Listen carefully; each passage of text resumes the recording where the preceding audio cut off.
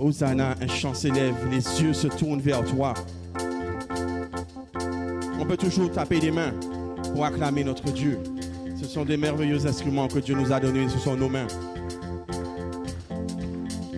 Un chant s'élève, les yeux se tournent vers toi.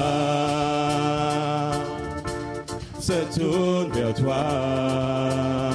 L'espoir renaît. L'espoir renaît, les cœurs soupirent après toi. Oui, après toi. On le reprend, un chant s'élève. Un chant s'élève, les yeux se tournent vers toi. Se tournent vers toi. L'espoir renaît en ce lieu. L'espoir renaît, les cœurs soupirent après toi. Oui, après toi. Oui, après toi. En te voyant, nous retrouvons. En te voyant, nous retrouvons la force de vie. Quand nous sommes en ta présence, quand nous sommes en ta présence, nos craintes fuient, elles s'enfuient. Hosanna,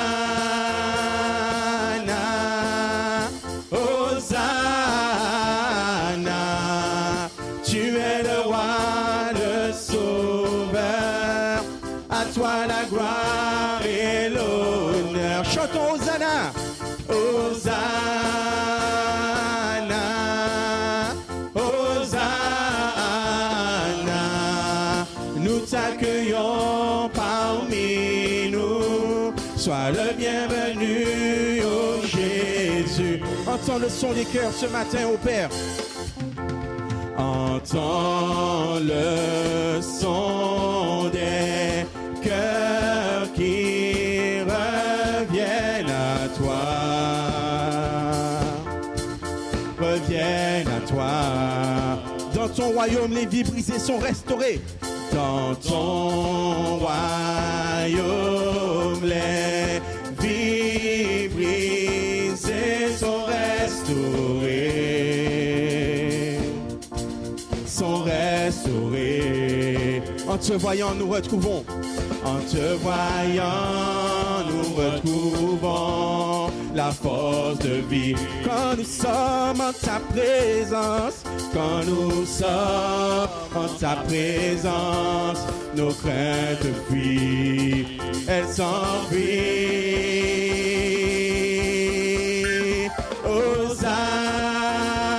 Hosanna, Hosanna, nous t'accueillons parmi nous. Sois le bienvenu, ô Jésus. Hosanna, Hosanna,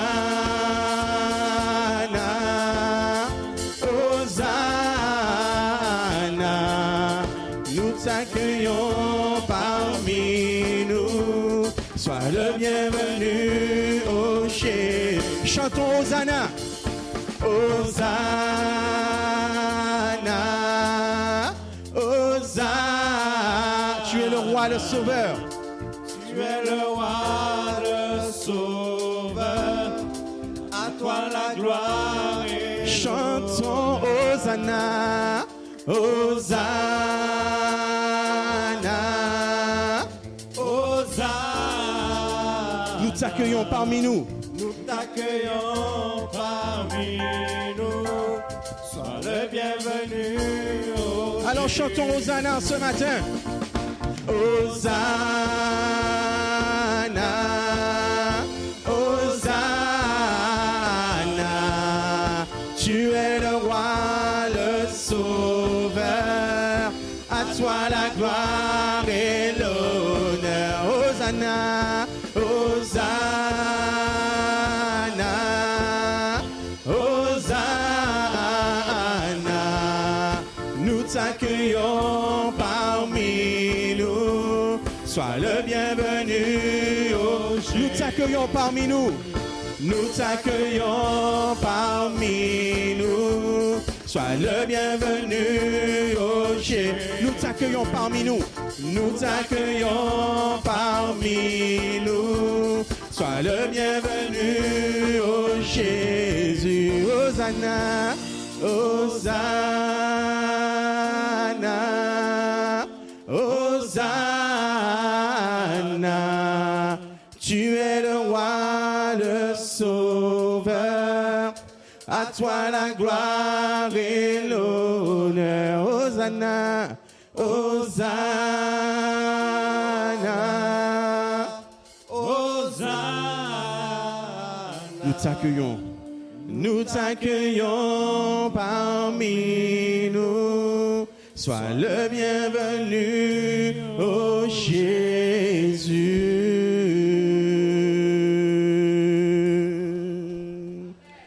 Alléluia. Nous voulons continuer ce temps d'adoration. Dans le livre d'Apocalypse, au chapitre 5, au verset 11, nous lisons « Je regardais et j'entendis la voix de beaucoup d'anges autour du trône, et des êtres vivants et des vieillards, et leur nombre était de myriades, et des milliers de milliers. Ils disaient d'une voix forte, « L'agneau qui a été immolé est digne de recevoir la puissance, la richesse, la sagesse, la force, l'honneur, la gloire et la louange. » Et ce matin, nous voulons offrir tout cela à l'agneau immolé. C'est ce que nous voulons chanter. Adorons.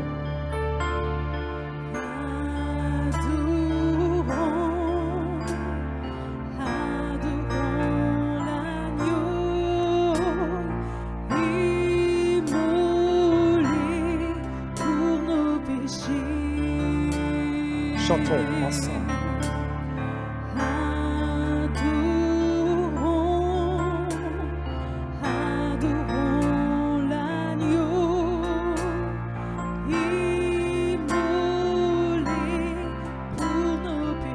Parce que lui seul est digne, lui seul. Lui seul est digne de recevoir nos louanges. Lui seul est digne d'être adoré. Lui seul est digne de recevoir nos louanges. Lui seul est digne d'être adoré. Adorons Jésus, Jésus.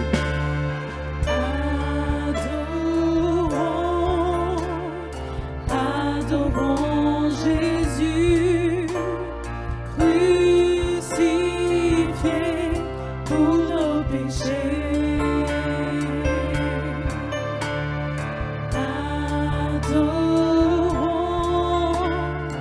Adorons Jésus, crucifié pour nos péchés. Parce que lui seul est digne, Jésus.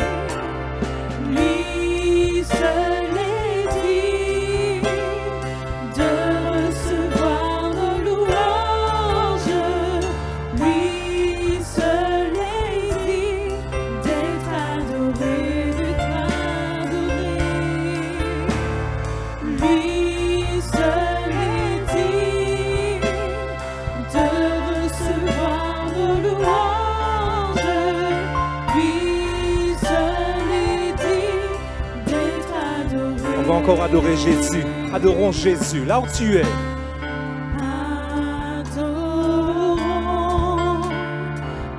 Adorons Jésus, crucifié pour nos péchés,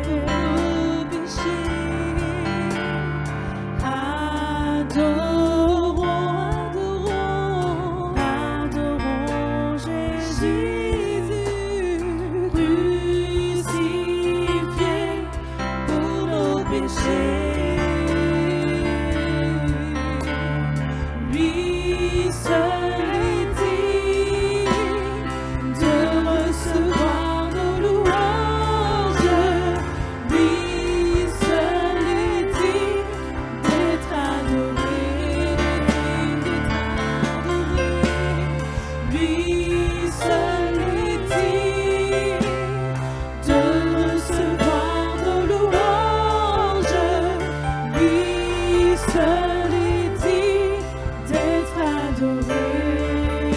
Adorons le ressuscité. Adorons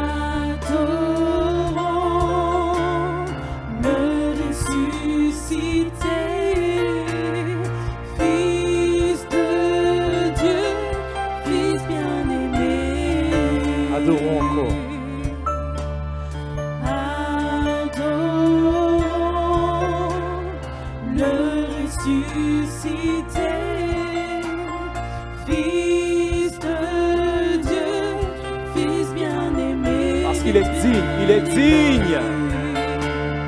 Lui seul est digne de recevoir nos louanges. Lui seul est digne d'être adoré, Lui seul est digne de recevoir nos louanges. Lui seul est digne d'être adoré. Lui seul est digne, lui seul est digne. Lui seul est digne de recevoir nos louanges. Lui seul est digne d'être adoré. Lui seul est digne. Lui seul est digne de recevoir nos louanges. Lui seul est digne d'être adoré. Tandis que la musique continue, adorons-le, adorons-le. Oui Seigneur, oui Seigneur. Adore ton Dieu là où tu es. Et si tu es baptisé de l'Esprit, alors adore-le en langue nouvelle. Les langues qu'il t'a données, adore-le avec les langues qu'il t'a données. Tu es chez toi, tu es avec ton Dieu, dans ta chambre, là où tu es, dans ton salon, et peut-être même dans ta voiture. Adore ton Dieu. Adore ton Dieu pour ce qu'il est. Adore ton Dieu pour ce qu'il est. Adore ton Dieu pour ce qu'il est. Laisse ton âme s'élever. Laisse ton âme s'élever devant ton Dieu. S'il le faut, prosterne-toi devant lui. Oh Jésus, ce matin, nous t'adorons. Ressuscité, ce matin, nous t'adorons. Nous te célébrons. Nous réalisons combien tu es grand. Combien tu es puissant. Combien tu es grand. Alors sois adoré, Seigneur. Sois adoré. Sois adoré. Là où tu es, là où tu es. Exprime-toi devant ton Dieu. Exprime-toi devant ton Dieu. Jésus. Encore une fois, exprime-toi devant ton Dieu. Jésus. Nous t'adorons, Jésus.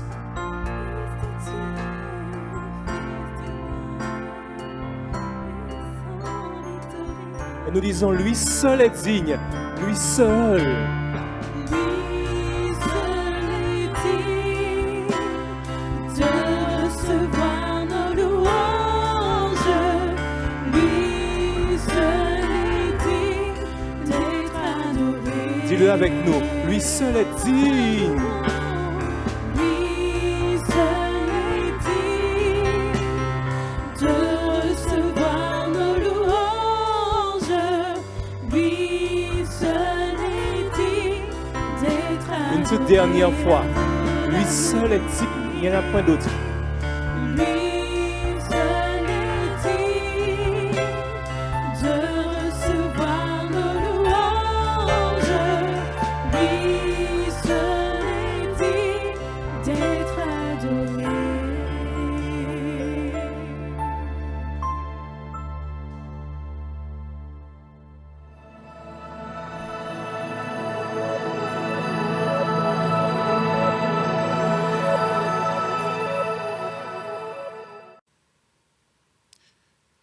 Béni soit le nom du Seigneur pour l'occasion qu'il nous donne pour écouter sa bonne et merveilleuse parole. Que le Seigneur puisse vous bénir et je vous souhaite une bonne écoute. Notre texte d'introduction se trouve dans l'épître de Jacques, le chapitre 5, le verset 11. Épître de Jacques, le chapitre 5, le verset 11. tout ce qui est écrit dans la parole de Dieu, c'est pour notre propre instruction. Il est écrit, « Voici, nous disons bienheureux ceux qui ont souffert patiemment. Vous avez entendu parler de la patience de Job, et vous avez vu la fin que le Seigneur lui accorda, car le Seigneur est plein de miséricorde et de compassion. » En introduction, je voudrais simplement citer quelques textes de l'Écriture concernant la compassion de Dieu. Dans Exode chapitre 34, verset 6, il est dit « Et l'Éternel passa devant lui, et s'écria l'Éternel, l'Éternel Dieu, miséricordieux et compatissant, lent à la colère, riche en bonté et en fidélité, qui conserve son amour jusqu'à 1000 générations, qui pardonne l'iniquité, la rébellion et le péché. » Autre verset, toujours concernant la compassion de Dieu, c'est dans le psaume 103, verset 13. « Comme un père a compassion de ses enfants, l'Éternel a compassion de ceux qui le craignent. » Et dans le psaume 116, verset 5, « L'Éternel est miséricordieux et juste. Notre Dieu est plein de compassion. »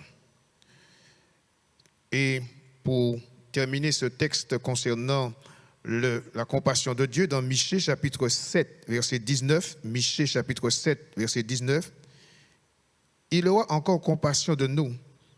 Il mettra sous ses pieds nos iniquités.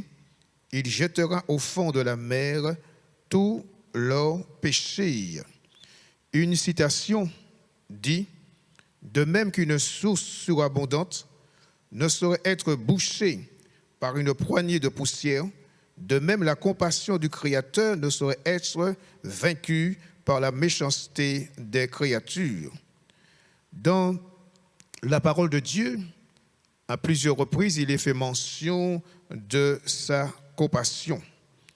La compassion de Dieu, eh bien, c'est une action de Dieu envers et à l'égard de l'homme. La compassion de Dieu est un de ses attributs. La compassion de Dieu fait partie de sa nature. Tout ce que Dieu ressent pour les hommes, c'est l'amour, puisque la compassion est l'expression de l'amour de Dieu qui aime l'homme qu'il a créé à son image. C'est parce que Dieu nous aime qu'il agit par compassion envers nous. La Bible dit, concernant l'amour de Dieu, dans Jean 3,16, « Car Dieu a tant aimé le monde qu'il a donné son Fils unique, afin que quiconque croit en lui ne périsse point, mais qu'il ait la vie éternelle. » Dieu est amour. L'amour de Dieu ne varie pas. L'amour de Dieu n'augmente pas et ne diminue pas, parce que l'amour de Dieu est éternel. Et l'apôtre Jean s'adresse à ses destinataires en leur disant dans 1 Jean 4, verset 7, 1 Jean chapitre 4, verset 7, « Bien-aimés, aimons-nous les uns les autres, car l'amour est de Dieu, et quiconque aime est né de Dieu. » Pourquoi? Parce que Dieu connaît, parce que Dieu est amour. L'apôtre Paul aussi écrit aux chrétiens de Rome, dans son chapitre 5, verset 8, où Paul dit « Lorsque nous étions encore des impies, lorsque nous étions encore des pécheurs, Christ est mort pour nous. » L'amour de Dieu englobe l'humanité, une humanité déchue à cause du péché. Et la Bible dit, à cause de la désobéissance d'un homme, le péché est entré dans le monde. Mais Dieu est amour.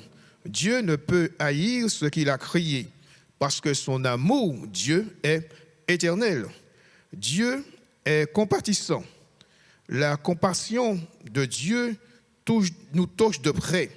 Dieu, puisqu'il est compatissant, son amour nous touche de près, et Dieu ne reste pas indifférent à notre misère, puisque sa compassion est grande et admirable. Dieu reste toujours le même dans sa compassion. Dans le psaume 25, verset 6, dans le psaume 25, verset 6, il est dit « Souviens-toi de moi, selon ta miséricorde, à cause de ta bonté, ô Éternel. » D'autres versions traduisent et disent « compassion ou tendresse ». Dieu, le Créateur, est toujours ému de compassion pour les êtres humains.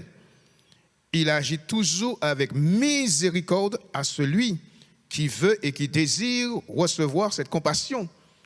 Pourquoi Dieu est-il compatissant?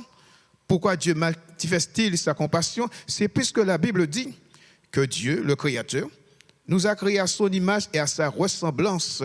Et Dieu nous aime d'un amour éternel. Il se peut que vous êtes déçus, que vous êtes rejetés. Il se peut qu'on manque de compassion à votre égard, mais sachez que le Dieu de la Bible est compatissant et il manifeste toujours sa compassion. N'est-ce pas merveilleux de le savoir, mais aussi de l'expérimenter dans sa propre vie? Dieu est compatissant. Le peuple d'Israël, peuple de l'Ancien Testament, a toujours été infidèle et désobéissant à l'ordre de Dieu. Mais l'infidélité du peuple d'Israël n'a pas changé la compassion de Dieu, puisqu'il nous est dit dans le livre de Néhémie, Néhémie chapitre 9, à partir du verset 17, Néhémie chapitre 9, à partir du verset 17, ils refusèrent d'obéir et ils mirent en oubli les merveilles que tu avais faites en leur faveur. Ils raidirent leur cou et dans leur rébellion, ils se donnèrent un chef pour retourner à leur servitude. Mais toi, tu es un Dieu prêt à pardonner, compatissant et miséricordieux, lent à la colère et riche en bonté, et tu ne les as pas abandonnés. Mais quand ils se firent un veau en fonte et dirent, voici ton Dieu qui t'a fait sortir d'Égypte, et qu'ils se livraient envers toi à de grands outrages. Dans ton immense miséricorde, tu ne les as pas abandonnés au désert, et la colonne de nuée ne cessa point de les guider le jour dans leur chemin, ni la colonne de feu de les éclairer la nuit dans le chemin qu'ils avaient à suivre. Toute l'histoire d'Israël, un peuple infidèle, un peuple obéissant, mais Dieu a manifesté sa compassion quand Israël revenait à lui. Et c'est pourquoi que Néhémie, dans sa prière, rappelle au peuple la compassion et la miséricorde de Dieu. À noter, quand l'être humain reconnaît qu'il a offensé le Créateur, quand l'être humain reconnaît qu'il est pécheur et qu'il demande pardon, alors c'est à ce moment-là que la miséricorde et la compassion de Dieu, eh bien, ces deux choses interviennent dans sa vie. Puisque la Bible dit, ce texte connu et reconnu dont j'ai déjà cité, car Dieu a tant aimé le monde qu'il a donné son Fils unique afin que quiconque croit en lui ne périsse point, mais qu'il ait la vie éternelle. Il est le Dieu compatissant, le Dieu qui t'aime comme personne ne t'a jamais aimé. Il se peut que tu aies rejeté de la source familiale. Il se peut qu'on ne prête pas attention à toi. On te considère comme rien de rien. Mais sache que tu as de la valeur et du prix aux yeux de Dieu parce que Dieu est compatissant et il désire manifester sa miséricorde et sa compassion à ton égard. Que dit le prophète Jérémie dans Lamentation, chapitre 3, versets 22-23. Le prophète Jérémie dit dans Lamentation, le chapitre 3, versets 22 et 23, « Les bontés de l'Éternel ne sont pas épuisées, ses compassions ne sont pas à leur terme, elles se renouvellent chaque matin. Oh, que ta fidélité est grande. » Il y a des nuits qui n'ont pas toujours été paisibles. Ou des nuits, certains ont sûrement vécu en pensant, en réfléchissant, suite à des contrariétés, à des frustrations, à des déceptions, parfois à cause de la maladie, du découragement, une parole donnée qui n'a point été respectée. Il y a des nuits comme cela où on se rappelle des tensions familiales, des problèmes familiaux, puisque le sommeil est agréable, parce que le sommeil est une bénédiction de Dieu pour l'être humain. Et c'est pourquoi le psalmiste pouvait dire « Je me couche, je me dors en paix, car l'Éternel veille sur ma demeure. » Alors, lorsqu'on passe des nuits, je dirais, à réfléchir, à penser, à calculer, et parfois le sommeil ne vient pas, alors ce verset est comme un tremplin pour nous. Il est dit chaque matin, les compassions de Dieu se renouvellent. Chaque matin, autre version, chaque matin, eh bien, ses compassions sont neuves. Chaque matin, elles sont fraîches. Chaque matin, elles se renouvellent. Le matin signifie tôt, de bonheur, début du jour. Que faisait le psalmiste tôt, dès le matin, dans le psaume 5, verset 3, le psaume chapitre 5, verset 3, l'Éternel, Éternel, le matin tu entends ma voix, le matin je me tourne vers toi et je regarde. Le psalmiste avait pris cette habitude, tôt le matin, il se tourne vers Dieu. Mais en fin de compte, ce n'est pas simplement l'extérieur qui se tourne vers Dieu, c'est-à-dire son corps, mais c'est son cœur qui se tournait vers Dieu. Il se tournait vers Dieu pour entendre la voix de Dieu. Encore de nos jours, Dieu parle. Comment Dieu parle-t-il? Dieu parle par le biais de sa parole. Parce que la parole de Dieu est digne de confiance. Parce que cette parole est inspirée. Par la parole de Dieu, nous apprenons, nous découvrons que l'homme a été créé à l'image de Dieu. Par le biais de la parole de Dieu, nous apprenons que l'homme a péché et que l'homme a désobéi. Par la parole de Dieu, nous apprenons que Jésus, Fils de Dieu, est venu dans ce monde afin que nous soyons réconciliés avec Dieu. Par sa parole, nous apprenons que Jésus est mort, mais gloire à Dieu, il est ressuscité. Par sa parole, nous apprenons aussi que Jésus est assis à la droite de la majesté de Dieu et que Jésus intercède pour tous ceux qui lui appartiennent. Par le biais de ce livre, la parole de Dieu, nous apprenons que Jésus est mort, il est ressuscité et qu'il vit au siècle des siècles et que Jésus est au-dessus de tout nom, Jésus est au-dessus de tout rang angélique et que Jésus était mort. Il a pu dire à Jean, j'étais mort, voici, je suis revenu à la vie et je tiens la clé de la mort et du séjour des morts. Par la parole de Dieu, nous apprenons que Jésus reviendra, il reviendra certainement pour prendre tous ceux qui un jour ont reconnu Jésus comme Seigneur de leur vie. Par la parole de Dieu, nous apprenons que Jésus a eu un ministère fabuleux, un ministère puissant, où il nous est dit qu'il allait de lieu en lieu, il bénissait, il guérissait, il délivrait tous ceux qui étaient sous l'empire du diable. Avez-vous une Bible? Est-ce que vous la lisez? Par la parole de Dieu, on apprend comment Dieu est bon et comment Dieu est merveilleux. Alors, le psalmiste tournait non seulement son corps vers l'Éternel, mais il apprenait aussi à entendre la douce et la merveilleuse voix de son Seigneur. Alors, il avait pris cette habitude, tôt le matin, d'aller vers le Seigneur. La compassion et la miséricorde de Dieu se renouvellent chaque matin. Il est dit chaque matin pour aider et à nous faire, je dirais, traverser la journée. Jésus n'a-t-il pas dit dans Matthieu 6, verset 34, « Chaque jour suffit sa peine. Ne pas s'inquiéter du lendemain, car le lendemain prendra soin de lui-même. » En tant qu'être humain, évitons alors de porter des fardeaux du lendemain, puisque Jésus a dit, je répète, « Chaque jour suffit sa peine. » Oui, il est bon. Il est merveilleux de savoir et de croire que Dieu est compatissant. Toute la compassion de Dieu est pleinement révélée en son Fils Jésus. Jésus a dit qu'il est venu, il est descendu du ciel. Jésus, c'est celui qui est venu nous révéler Dieu le Père. Et lui-même a dit, personne n'a jamais vu Dieu si ce n'est le Fils qui est dans le sein du Père. Jésus est le pont entre les hommes et Dieu, entre Dieu et les hommes. La Bible dit de lui, il est le seul médiateur entre Dieu et les hommes.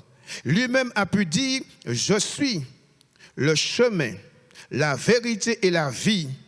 Jésus n'a pas dit, voici le chemin, mais il est le chemin qui nous conduit au salut. Puisqu'il est dit, il nous a été donné un seul nom par lequel nous devons être sauvés, si ce n'est que le nom de Jésus. Jésus, c'est celui qui nous permet d'aller vers Dieu. Jésus est venu accomplir une œuvre excellente puisque l'homme est déconnecté de Dieu à cause de son péché, à cause de ses offenses, puisque la Bible dit « car tous sont péchés et sont privés de la gloire de Dieu. Mais le don gratuit de Dieu, c'est la vie éternelle en Jésus-Christ. » Jésus a pu dire « Or, la vie éternelle, c'est qu'ils te connaissent, toi, le seul vrai Dieu, dont celui que tu as envoyé, Jésus. » Alors, toute la compassion de Dieu est pleinement révélée en Jésus, son Fils. Jésus est la seule personne, la plus pure, à avoir marché sur la terre. Il était la pureté incarnée, c'est-à-dire dans son cœur, dans ses pensées, dans ses faits et dans ses gestes, dans ses paroles, mais aussi dans sa miséricorde et dans sa compassion. N'a-t-il pas dit, venez à moi? C'est déjà, je dirais, un fait important de la compassion. Venez à moi, vous tous qui êtes fatigués, chargés, et je vous donnerai du repos. Il se peut que vous êtes harassés, esquintés, et comme on dit, déboussolés. Vous ne savez comment vous en sortir, à qui crier. Mais sachez que Jésus est le Fils de Dieu. Et Jésus est là pour aider tous ceux qui s'approchent de lui. Jésus est toujours disponible à recevoir. Et c'est pour cela tous ceux qui s'approchaient de Jésus pendant son ministère terrestre repartaient avec une bénédiction, avec une grâce toute particulière. Pendant son ministère terrestre, la compassion de Jésus le poussait à agir, puisque à plusieurs reprises dans les évangiles, il nous est dit que Jésus est ému de compassion pour ceux qui étaient dans la souffrance, ému de compassion pour ceux qui étaient dans le deuil, ému de compassion pour ceux qui étaient malades. Et Jésus a béni, Jésus a restauré, Jésus a fortifié. Quelques exemples où Jésus, Fils de Dieu, a été saisi de compassion. Dans l'évangile de Marc, chapitre 1, verset 41, Jésus, ému de compassion, étendit la main, le toucha et dit, je le veux, sois pur. Ému de compassion, un lépreux est venu au-devant de Jésus. Ému de compassion, il étendit la main, le toucha et dit, je le veux, sois pur. Cet homme était atteint de la lèpre, une maladie contagieuse. On ne sait pas à quel moment qu'il est devenu lépreux. Comment a-t-il contracté la lèpre? Cet homme avait sûrement, je dirais, prévu certaines choses. Bâtir, construire, élever ses enfants. Il avait sûrement des projets, puisque la Bible dit que les projets naissent du cœur de l'homme. Les projets dépendent du cœur de l'homme. En tant qu'être humain, il est bon que vous ayez des projets. Il avait des projets. Et tout d'un coup, la lèpre est venue. Découragement, désespoir. Il s'est posé 1000 et 1000 questions. pourquoi cela m'est-il arrivé? Mais qu'est-ce que j'ai fait à Dieu pour que je sois atteint de cette maladie, je dirais, contagieuse? Et quand quelqu'un avait la lèpre, il était considéré comme une personne impure. Il fallait se retirer et être dans un endroit isolé. Jésus, ému de compassion, étendit la main, le toucha et dit, je le veux, sois pur. Qui veut dire le pur. Jésus a touché l'impur, le lépreux. L'impur, le lépreux, n'a pas contaminé le pur. Jésus a dit, je le veux, sois pur. Mais avant tout, Jésus était ému de compassion. Étendit la main. Ça veut dire que Jésus l'a touché. Jésus n'a pas eu peur de toucher cet homme. Ah oui, Dieu est bon. Il n'y a pas plus bon que Dieu en la personne de Jésus. Dans l'évangile de Luc, chapitre 7, verset 13. Luc, chapitre 7, verset 13. Le Seigneur, l'ayant vue, fut ému de compassion pour elle et lui dit, ne pleure pas. Jeune homme, je te le dis, lève-toi. Une femme vient de perdre son fils unique. Elle avait tout misé dans ce fils.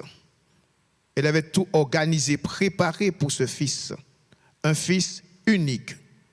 Nous ne savons pas pourquoi ce jeune homme est-il mort. Peut-être d'une crise cardiaque, peut-être d'un malaise, peut-être d'une maladie, mais il est mort. Et cette femme, en tant que mère, est désespérée. Et chose extraordinaire, alors qu'on allait enterrer ce jeune homme, cortège de la mort, Jésus vient, entre dans cette ville, cortège de la vie. Je répète, cortège de la mort pour aller enterrer ce jeune homme. Jésus entre dans cette ville, cortège de la vie. Alors il y a eu le cortège de la mort et le cortège de la vie. Et Jésus, qui a reçu tout pouvoir dans les cieux et sous la terre, eh bien accompli un miracle extraordinaire où là il est question d'une résurrection. Mais Jésus dit, l'ayant vu, Jésus te voit, Jésus nous voit dans nos vicissitudes, dans nos déboires. Jésus nous voit lorsque nous sommes angoissés, lorsque nous sommes contents, lorsque nous sommes joyeux. Jésus nous voit lorsque nous sommes entremêlés avec nos combats, nos luttes intérieures. Jésus fut ému de compassion pour elle. Aujourd'hui, le Seigneur est ému de compassion. Peut-être que tu es dans le deuil, tu es dans l'épreuve, tu es dans le malheur, mais sache que Jésus te voit et son désir, c'est de te bénir, de te restaurer et de t'encourager parce qu'il est toujours ému de compassion. Un autre exemple dans Matthieu chapitre 9, verset 36. Matthieu chapitre 9, verset 36. Voyant la foule, il fut ému de compassion pour elle, parce qu'elle était languissante et abattue, comme des brebis qui n'ont point de berger. Et pourtant, dans l'Ancien Testament, Dieu avait tout pourvu pour le peuple d'Israël. Dieu a mis au sein du peuple des sacrificateurs, des lévites, des souverains sacrificateurs, des prophètes. Mais il est question que le peuple n'a point de berger. Le peuple a besoin d'être orienté. Le peuple a besoin d'être canalisé. Mais il nous est dit, Jésus, voyant la foule, est ému de compassion pour elle parce qu'elle était languissante et abattue. Ému de compassion. Qui peut être mieux ému de compassion pour vous, chers amis, si ce n'est que Jésus? Alors, ému de compassion. La Bible dit que Jésus, Fils de Dieu, ne change pas, puisqu'il est le même hier, aujourd'hui et éternellement. Le peuple, la foule, avait besoin d'un berger pour conduire. Jésus a dit, je suis le bon berger. Le bon berger part à la recherche de sa brebis. Le bon berger prend soin de sa brebis. Le bon berger conduit sa brebis près des eaux paisibles. Le rôle du berger, c'est de protéger sa brebis. je suis le bon berger, a dit Jésus. Et Jésus a dit, si quelqu'un entre par moi, il sera sauvé. Il est le bon berger. Celui qui est prêt à te conduire près des eaux paisibles, celui qui est prêt à te garder, à te protéger. Et la Bible dit, pour ceux qui appartiennent à Dieu, pour ceux qui sont passés de la mort à la vie, des puissants des ténèbres, à l'admirable lumière de Jésus-Christ, Jésus-Christ est le gardien de leurs âmes. Faites confiance et continuez à faire confiance à ce bon berger qui est toujours ému de compassion.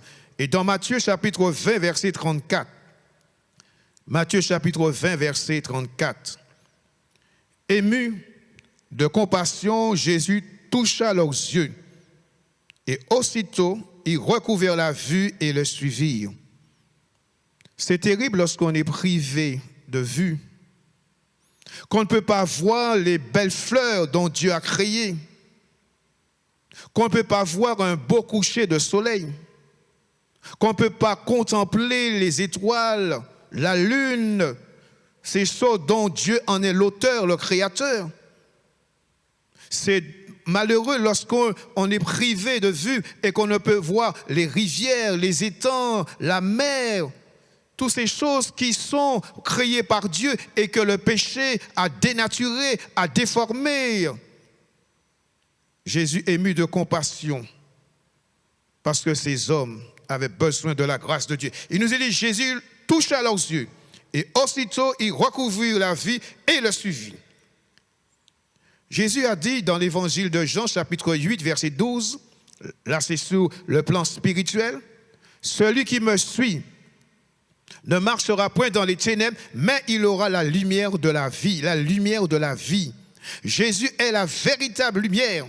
Et Jésus pouvait dire à ceux qui l'entendaient, eh bien, je suis la lumière. Pendant que je suis la lumière, je suis venu pour éclairer. Lui, le Fils éternel de Dieu, puisqu'il nous a dit, au commencement était la parole, et la parole était Dieu. Et cette parole est venue habiter parmi les hommes pleins de grâce. Mais les siens ne l'ont pas reçu. Pourquoi? Parce que leurs œuvres étaient mauvaises. Il dit à ceux qui ont reçu, à ceux qui l'ont reçu, Dieu les a donné le pouvoir de devenir enfants de Dieu. Alors, vous qui êtes aveugles sur le plan spirituel, Jésus est l'étoile brillante du matin. Vous qui marchez dans les pénombres, vous qui êtes loin de Dieu à cause du péché, à cause des offenses, alors Dieu, en la personne de Jésus, est la lumière du monde pour éclairer, pour orienter. Qu'en est-il aujourd'hui de la compassion de Jésus? Dans Hébreux chapitre 4, verset 15, Hébreux chapitre 4, verset 15, car nous n'avons pas un souverain sacrificateur qui ne puisse compatir à nos faiblesses. Au contraire, il a été tenté comme nous en toutes choses, sans commettre de péché. Nous avons des points forts et des points faibles. Dieu connaît notre faiblesse parce que c'est Dieu qui nous a créés à son image. Et Dieu sait de quoi nous avons été formés. Alors Jésus a traversé les cieux. Il a traversé le temps et l'espace. Selon le verset 14, il a traversé le temps. Il a traversé les cieux pour venir jusqu'à nous. Parce que Dieu a vu que nous étions dans nos faiblesses.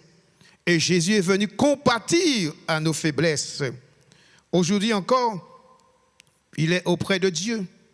Il est assis à la droite de la majesté de Dieu. Il est le ressuscité, le glorieux. Les liens de la mort n'ont pu le retenir. Belle victoire, Christ est ressuscité. Il ne reste pas indifférent à nos épreuves. Il compatit à toutes nos souffrances, puisque Jésus est le même, hier, aujourd'hui et éternellement.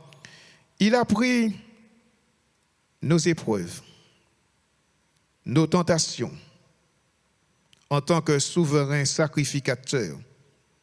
Il compatit à nos souffrances et, autre version, à nos infirmités. Jésus peut compatir à nos faiblesses, parce qu'il a été tenté en toutes choses, mais il est sorti vainqueur. Il peut puisqu'il est sorti vainqueur, il peut sauver parfaitement. Il peut délivrer parfaitement. Il peut guérir parfaitement. Il peut libérer parfaitement. Puisqu'il a pu dire, si le Fils vous affranchit, alors vous serez réellement libre. Il peut venir parfaitement à notre aide. Il a connu les mêmes épreuves que nous. Il est le seul qui peut compatir à nos faiblesses. Dans Hébreux chapitre 4, verset 16, Hébreux chapitre 4, verset 16, il est dit, approchons-nous donc avec assurance du trône de la grâce, afin d'obtenir miséricorde et de trouver grâce pour être secourus dans nos besoins. Quels sont tes besoins? As-tu besoin de grâce? As-tu besoin de miséricorde? As-tu besoin d'être secouru? Sache que Jésus est le souverain sacrificateur selon l'ordre de Melchisédek. Et Jésus qui est au ciel est prêt à t'aider, à te relever, à te fortifier, à te encourager, parce qu'il est Dieu. Oui, comme je l'ai dit, chacun a des points forts et des points faibles. Les faiblesses sont associées à la nature humaine. Handicap, incapacité, faute, imperfection, limitation, mais bonne nouvelle. Ah oui, bonne nouvelle, Jésus est le souverain sacrificateur qui comprend nos faiblesses. Oui, ça vaut le coup. Ça vaut la peine de venir à celui qui manifeste de la compassion et de la sympathie pour ceux dont Dieu a créé. Vous avez du prix, vous avez de la valeur. Nous avons du prix aux yeux de Dieu, puisque l'Écriture dit que Dieu ne fait acception de personne. Quand on comprend et on saisit le sens, la profondeur de la compassion de Dieu, que dit Ésaïe dans son chapitre 63, verset 7. Ésaïe chapitre 63, verset 7. Quel beau texte. Je publierai les grâces de l'Éternel, les louanges de l'Éternel, d'après tout ce que l'Éternel a fait pour nous.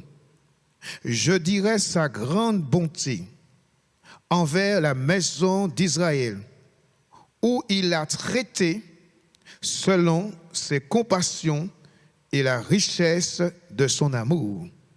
Quand nous comprenons cela, que Dieu est compatissant, qu'il manifeste de la compassion, alors que pouvons-nous faire si ce n'est que le bénir? Puisqu'il est dit, c'est la bénédiction de l'Éternel qui enrichit, et cette bénédiction n'est suivie d'aucun chagrin. Non seulement le bénir, mais aussi l'adorer, parce qu'il est compatissant.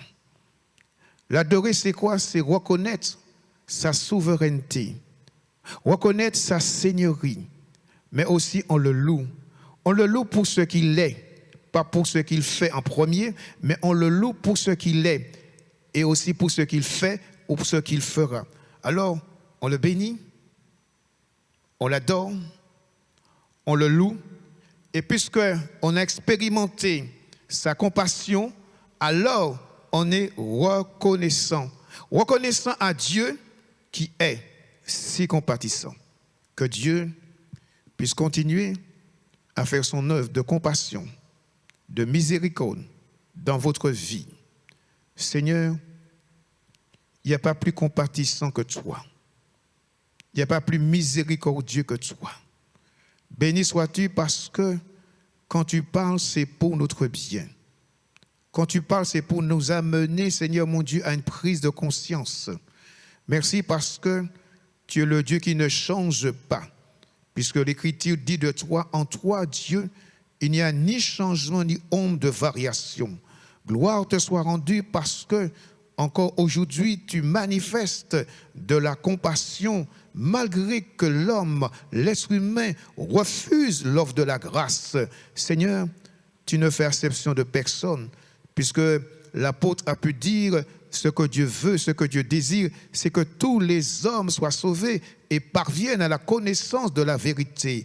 Gloire te soit rendue, ô Dieu, pour ta compassion que tu agis maintenant. Sois béni, mon Seigneur.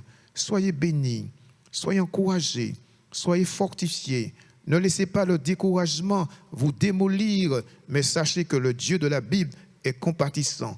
Il sait celui qui veut vous bénir abondamment. Que Dieu vous aide et vous encourage pour la suite. Un chant s'élève, les yeux se tournent vers toi, se tournent vers toi. L'espoir renaît, l'espoir renaît, les cœurs soupirent après toi. Oui, après toi, on le reprend, un chant s'élève. Un chant s'élève, les yeux se tournent vers toi. Se tournent vers toi. L'espoir renaît en ce lieu. L'espoir renaît, les cœurs soupirent après toi. Oui, après toi. Oui, après toi. En te voyant, nous retrouvons. En te voyant, nous retrouvons la force de vie. Quand nous sommes en ta présence, quand nous sommes en ta présence, nos craintes fuient, elles s'enfuient. Hosanna,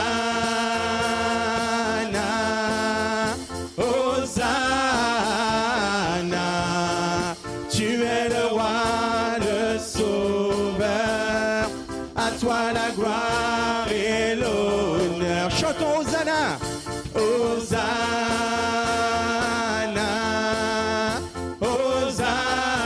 Hosanna, nous t'accueillons parmi nous, sois le bienvenu, ô Jésus. Entends le son des cœurs ce matin, ô Père.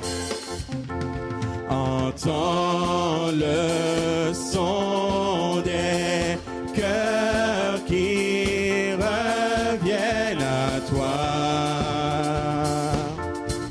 Reviennent à toi. Dans ton royaume, les vies brisées sont restaurées. Dans ton royaume, les vies brisées sont restaurées. Sont restaurées. En te voyant, nous retrouvons. En te voyant, nous retrouvons la force de vie. Quand nous sommes en ta présence, quand nous sommes en ta présence, nos craintes fuient, elles s'enfuient. Hosanna, Hosanna, nous t'accueillons parmi nous. Sois le bienvenu, ô Jésus. Hosanna, Hosanna,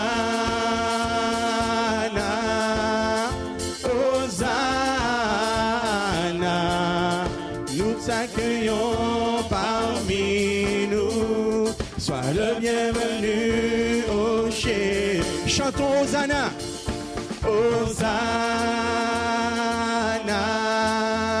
Hosanna. Tu es le roi, le sauveur.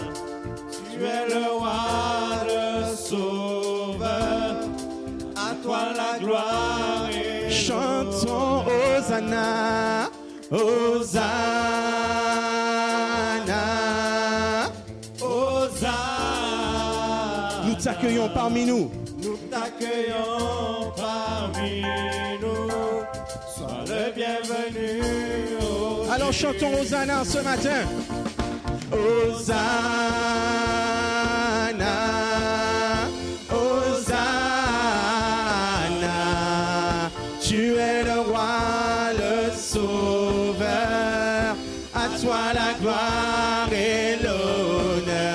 Hosanna, Hosanna, Hosanna. Nous t'accueillons parmi nous. Sois le bienvenu. Nous t'accueillons parmi nous. Nous t'accueillons parmi nous. Sois le bienvenu, oh Jésus. Nous t'accueillons parmi nous. Nous t'accueillons parmi nous. Sois le bienvenu, oh Jésus. Hosanna, Hosanna, Hosanna. Tu es le roi, le sauveur. À toi la gloire et l'honneur. Hosanna, Hosanna, Hosanna. Nous t'accueillons parmi nous. Sois le bienvenu, ô Jésus.